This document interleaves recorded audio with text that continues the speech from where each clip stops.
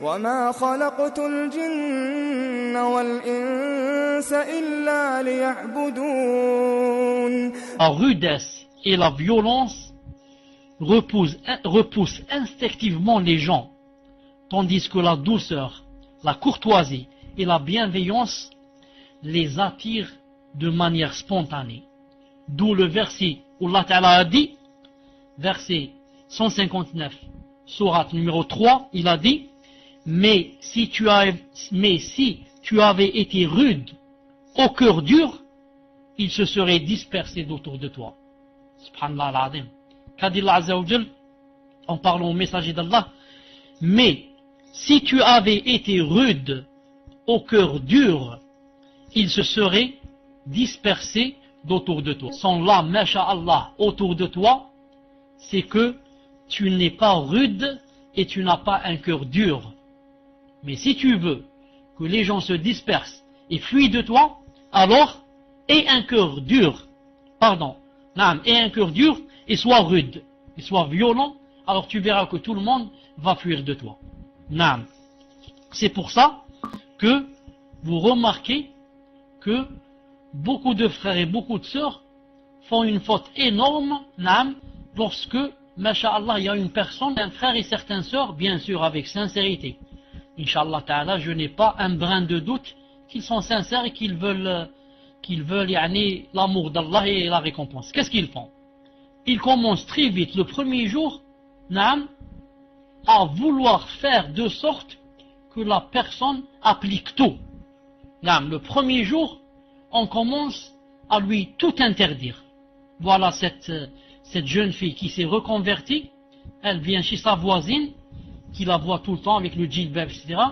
Elle dit, je voudrais donc, si vous pouvez, m'apprendre l'islam. Alors la sœur va dire, ça c'est une occasion en or, il ne faut pas que je rate ça. Et pendant 1 heure, elle ne va lui dire que les interdits. C'est interdit de montrer cela, c'est interdit de faire cela, c'est interdit de manger cela, c'est interdit d'aller à là, c'est interdit de faire les photos, c'est interdit d'écouter cela, c'est interdit, jusqu'à ce que la personne dise dans son cœur, Allahu Akbar, c'est vraiment difficile cet islam. C'est vraiment difficile cet islam. Subhanallah al-Azim. Tout est interdit. Elle va sentir que on lui a dit, tu vas t'enfermer dans ta pièce, et ne plus sortir, ni jeter un coup d'œil de la fenêtre. C'est interdit. Si tu regardes la fenêtre, il y a des voisins qui vont te voir d'en face. C'est interdit. Donc, tu mets un rideau noir qui ne laisse pas ta silhouette. Un rideau noir, et tu es à l'intérieur de la pièce, et tu es là avec subhanallah, alhamdulillah, la ilaha illallah, et c'est ça l'islam, tu sors jamais. Subhanallah l'azim. Et alors, elle va être la cause pour faire fadi. Qu'a dit Aïcha? Vous connaissez notre mère Aïcha, radiyallahu ta'ala anha. Qu'est-ce qu'elle a dit dans le Bukhari?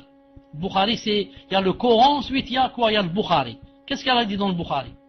Elle a dit, la dernière des choses que Allah Ta'ala a fait descendre comme interdiction, c'est de, oh vous les croyants, ne faites pas la zina. Oh vous les croyants, ne buvez pas l'alcool. Ensuite elle dit, et si, oh vous les croyants, ne buvez pas jamais des décès. Allahu Akbar. Hadith dans le Bukhari. Regardez Allah Ta'ala. Pourquoi il n'a pas commencé par les interdits? Pourquoi il n'a pas commencé par l'alcool? D'un coup, il dit haram. Pourquoi il a commencé petit à petit? Il a dit l'alcool, c'est quelque chose de bien, c'est quelque chose de mal. Avec l'alcool, il a dit, vous faites rizqan hasan, vous faites des biens. Ensuite, il a dit, ijtanibu. Pourquoi il n'a pas descendu directement? Éloignez-vous de l'alcool. Parce que Allah Ta'ala qui a créé les gens, c'est que les Arabes, non seulement aimaient l'alcool, mais l'adoraient, au point de l'adorer. Quelqu'un qui ne boit pas une nuit du vin, celui-là, c'est pas un Arabe. Naam. Et Allah Ta'ala savait que la fornication, c'était quelque chose de très répandu. Naam, très répandu, même si ce n'est pas chez les comment on dit, chez les dignes, mais chez beaucoup de gens, ça se faisait. Naam. Alors Allah Ta'ala a voulu aller doucement, à laisser ça, naam, pour l'interdire à la fin, pas au début. Naam. Donc toi, si tu fais la da'wa, commence par faire aimer l'islam aux gens. Parle-leur du paradis. Parle-leur qu'est-ce qui les attend demain. Qu'est-ce qui les attend. Parle-leur de celui qui adore Allah Ta'ala. C'est quoi ses récompenses. Parle-leur de celui qui fait la salat à l'heure. Allah Ta'ala, qu'est-ce qu'il lui donne. Et comme ça. Mais si tu commences par tout lui interdire, la personne va fuir de toi. Apprends cette chose et mets-la entre tes yeux quand tu es en train de faire la da'wa bi'idnillahi azza wa jal.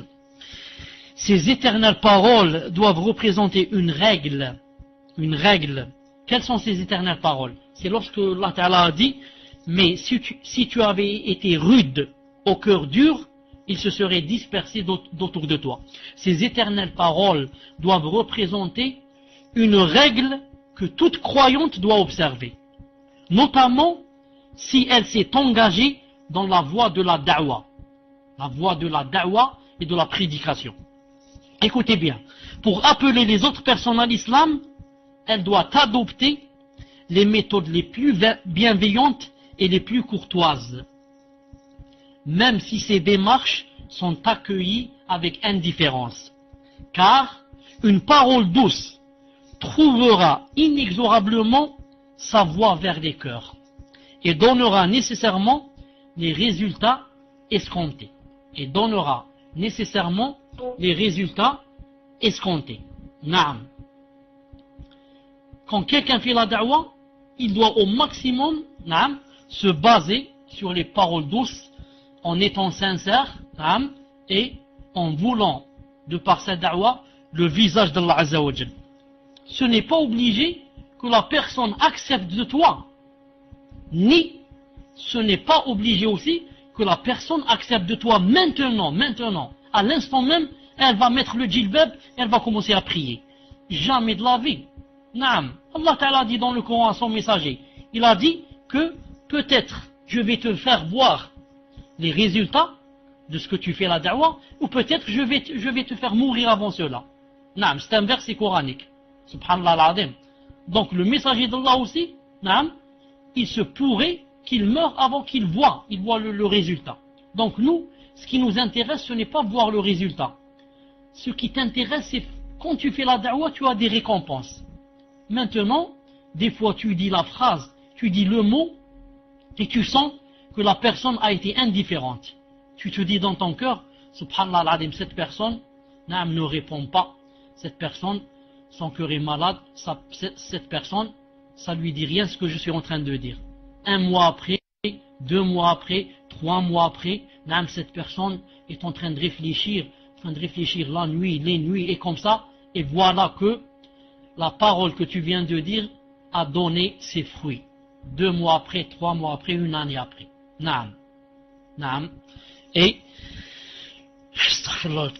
beaucoup de gens ont quoi? Beaucoup de gens ont essayé cette chose et ça a donné ses fruits. Et ça a donné ses fruits. Subhanallah al-Azim. Donc il dit ici, c'est une attitude qu'il fera, qu'on considère généralement comme des cas désespérés en matière de foi. Même les gens que tu dis, je désespère de cette personne qu'elle réponde. Eh bien cette personne peut répondre bi'idhnillah ta'ala quand Allah ta'ala veut. Toi ton but seulement, c'est de lui faire parvenir le message.